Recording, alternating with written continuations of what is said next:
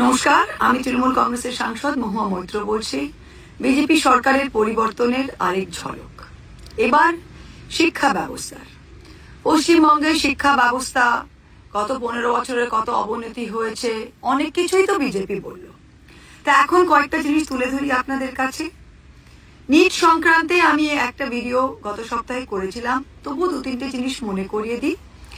NEET পরীক্ষার্থী যারা প্রায় 22 লক্ষ সারা ভারতবর্ষে পরীক্ষা দিয়েছিল, সেই পরীক্ষাটা ক্যান্সেল হয়েছে।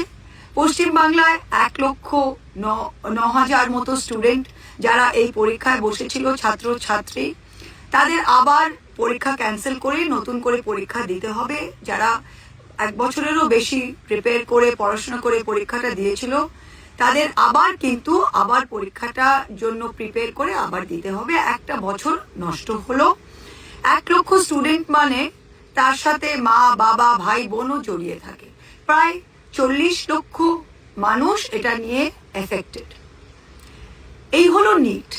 এবার কি দেখা যাচ্ছে যে ক্লাস 12 দ্বাদশ শ্রেণীর যারা CBSE central board of secondary education, যেটা দ্বাদশ শ্রেণী, কলকাতায় পশ্চিমবঙ্গে বহু সিবিএসসি স্কুল আছে। তা কি দেখা যাচ্ছে, সারা ভারতবর্ষে ওএমএস অনলাইন মার্কিং সিস্টেম বলে একটা নতুন পদ্ধতি গ্রহণ করেছিল অল ইন্ডিয়া এডুকেশন মিনিস্ট্রি, বিজেপির যিনি মন্ত্রী ধর্মেন্দ্র প্রধান, তার নেতৃত্বে। তা দ্বাদশ শ্রেণীর পরীক্ষায় যারা যারা বসেছে, সারা ভারতবর্ষে প্রায় 99 লক্ষ স্টুডেন্ট, প্রায় 1 কোটি স্টুডেন্ট বসেছে। 13ই মে এই পরীক্ষার রেজাল্ট ফল প্রকাশ হয়েছে। কি দেখা গেল যে এই 99 লক্ষ স্টুডেন্টদের আনসার পেপারগুলি অনলাইনে 70,000 মতো মানুষকে দেওয়া হয়েছে চেকিং এর জন্য।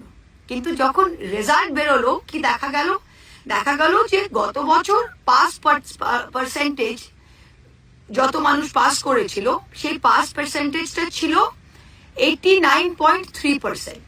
এবছর সেটা নেমে 85%, 85% হয়েছে। তার সাথে কি দেখা যাচ্ছে লক্ষ লক্ষ স্টুডেন্ট, স্পেশালি যারা ফিজিক্স, কেমিস্ট্রি, বায়োলজি, যারা সায়েন্স নিয়ে পড়েছে, তাদের যা আশা করেছিল যেই নম্বর, তার থেকে 40-30 এত নম্বর কম। আর কি দেখা যাচ্ছে যে ধরুন আমি আনসার শিট লিখেছি আমার হাতের লেখায়, যখন আমার নম্বরটি আমি আশা করেছিলাম আমি 80 পাবো, আমি পেয়েছি 40। আমি যখন আনসার শিটটা একটা ফি দিয়ে, একটা পয়সা আমি দিয়ে আমি সেই আনসার শিটটা আনালাম অনলাইনে, দেখলাম যে যেই আনসার শিট সিবিএসসি আমাকে দিচ্ছে, ওটা অন্য কারো হাতের লেখা। এরকম লক্ষ লক্ষ কেসে হয়েছে। তা এই সিবিএসসির এই পুরো স্ক্যান্ডাল, 1 কোটি ছাত্রছাত্রী, যেটার মধ্যে পশ্চিমবাংলাও আছে, সেই সিবিএসসি দ্বাদশ শ্রেণীর একটা বিশাল স্ক্যান্ডাল হয়েছে। এবং আমাদের শিক্ষামন্ত্রী, ভারতীয় শিক্ষামন্ত্রী ধর্মেন্দ্র প্রধান, বিজেপি তিনি সাংসদ, তিনি না রিজাইন করেছেন, না এতটুকু দোষ তিনি স্বীকার করেছে। আবার গতকাল কি দেখা যাচ্ছে এসএসসি, যেটা স্টাফ সিলেকশন পরীক্ষা, সেটা বিহারে, সেটা উত্তরপ্রদেশে হয়েছে।